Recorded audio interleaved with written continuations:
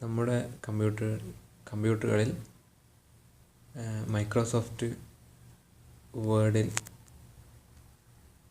മുഹമ്മദ് സല്ലല്ലാഹു അലൈഹി വസല്ലം എന്ന് എഴുതാൻ ഇങ്ങനെ ആദ്യമായി മൈക്രോസോഫ്റ്റ് വേർഡ് ഓപ്പൺ ചെയ്യേണ്ടതുണ്ട്. അതിൽ സൈസ് കുറച്ച് കൂട്ടാം, എന്നാൽ നമുക്ക് ഡിസ്പ്ലേയിൽ പ്രത്യേകം കാണാൻ കഴിയും. ഇതിൽ മുഹമ്മദ്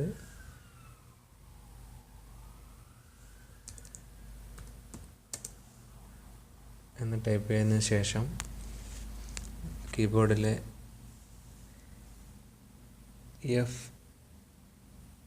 FDFA എന്ന് ടൈപ്പ് ചെയ്യുക.